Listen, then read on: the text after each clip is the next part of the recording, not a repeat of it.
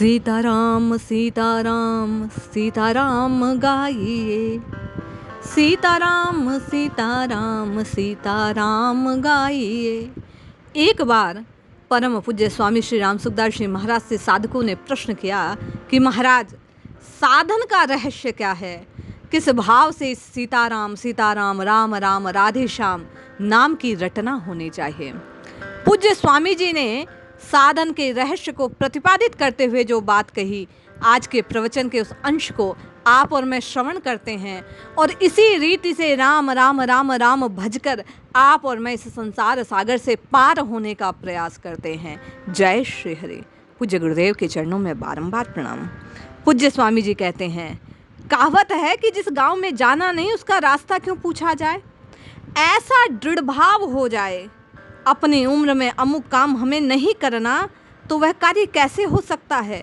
जैसे सिनेमा नहीं देखना तो नहीं देखना, बीड़ी सिगरेट आदि व्यसन नहीं करने तो नहीं करने, चाय आज से नहीं पीना तो नहीं पीना। समाप्त हुआ काम, अब झूठ नहीं बोलना तो नहीं बोलेंगे, क्यों बोलें फिर झूठ निकल नहीं सकता। ऐसे ही प्रत्येक सद्गुण सदाचार के ग्रहण और दुर्गुण दुराचार के त्याग के लिए दृढ़ भाव बना लिया जाए तो ये भाव बहुत जल्दी बन जाता है और फिर अनायास आचरण में आ जाता है।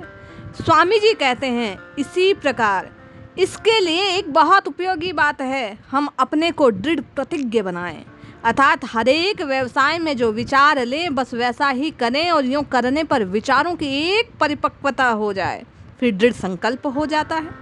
इसी प्रकार जबान से कह दे तो फिर वैसा ही करने की चेष्टा करें, बहुत ज़्यादा दृढ़ता से कहें तो उसके पालन की प्राण पर्यंत चेष्टा करें, मर भले ही जाए पर अब ऐसा करेंगे नहीं। छोटे छोटे कामों में इस प्रकार दृढ़ प्रतिज्ञा का स्वभाव बनाने की चेष्टा करें तो हमारा स्वभाव सुधर जाता है और स्वभाव सुधरने पर फिर हमें बड़ी बड़ी बातों पर विचार करने की धारणा हो जाती है और ये भाव निर्माण और भाव धारणा में बहुत सुगम और श्रेष्ठ बात है।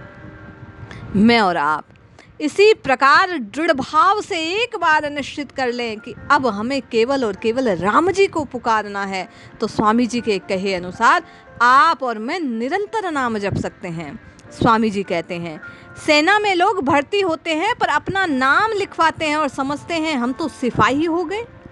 मन में जो जिज्ञासा पैदा होती है कि सिपाही को क्या करना चाहिए, ऐसी जिज्ञासा होने पर उनको शिक्षा दी जाती है, शिक्षा वह धारण करते हैं।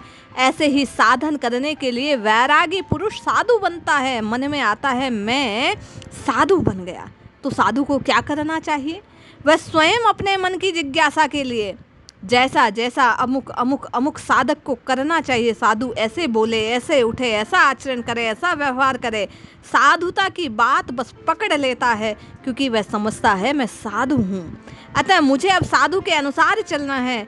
ऐसे ही अपने आप को साधक मान ले तो भजन ध्यान साधन करने वाला साधक हूँ।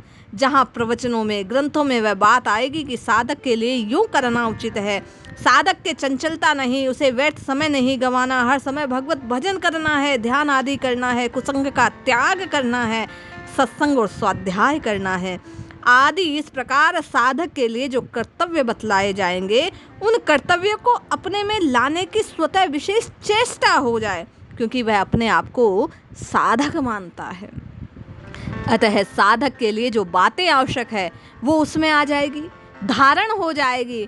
पर जो मनुष्य अपने को साधक नहीं मानेगा वह कोई बात चाहे सत्संग में सुने, व्याख्यान में सुने, ग्रंथों में पढ़े, अपने हृदय में धारण नहीं कर पाएगा और ना करने से उसका प्रभु के साथ घनिष्ठ संबंध नहीं बनेगा।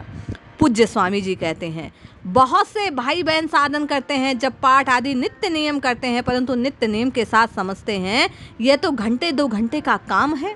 शेष समय समझते हैं कि हम तो गृहस्थ हैं, हमें अमुक अमुक काम करना है, अमुक अमुक घर के, अमुक जाति के, अमुक वर्ण के, अमुक वर्णाश्रम के। घंटे 1.5 घंटे भगवान का भजन लेना, गीता का पाठ कर लेना, कीर्तन कर लेना, सत्संग प्रतिदिन मिल गया तो प्रतिदिन कर लिया, 12 महीने में मिल गया तो 12 महीने में कर लिया, सत्संग कर लिया, एक पारी निकल गई, ऐसा भाव रहता है। इसलिए विशेष सुधार नहीं होता उस सत्संग को बाह्य दृष्टि से नहीं देखता। बाह्य दृष्टि से देखने और साधारण कौतूहल निवृत्ति दृष्टि में देखने में बड़ा अंतर है। पूज्य स्वामी जी कहते हैं, हम सत्संग को कौतूहल निवृत्ति या मन बहलाने के लिए सुनते हैं, अतः धारण नहीं करते। इसलिए हमें सत्संग को साधारण बाह्य दृष्टि से देखना चाहिए, भाव रखना चाहिए। हमें तो निरंतर भगवान का भजन ध्यान ही करना है। जो कुछ कार्य करना है वह केवल भगवान के लिए करना है, भगवान के लिए ही कर रहा हूँ। इस दृष्टि से भगवान के नाते हम सब काम किए जाएं तो इससे लाभ हो जाता है। आप और मैं जानना चाहते हैं कि निरंतर नाम जप कैसे हो, तो आज का ये प्रसंग, आज का ये प्रवचन, इसमें स्वामी जी कहते हैं कि आप और ये मान लें कि मैं साधक हूँ। मैं और आप इस बात को ध्यान रख नित्य निरंतर केवल और केवल प्रभु के ध्यान में मग्न रहें, प्रत्येक कार्य को प्रभु के निमित्त करते रहें, तो आपका और मेरा प्रत्येक कार्य साधना बन जाएगा और निरंतर आप और मैं प्रभु के ध्यान में, प्रभु के स्मरण में लगे रहेंगे। आपका और मेरा कल्याण हो जाएगा।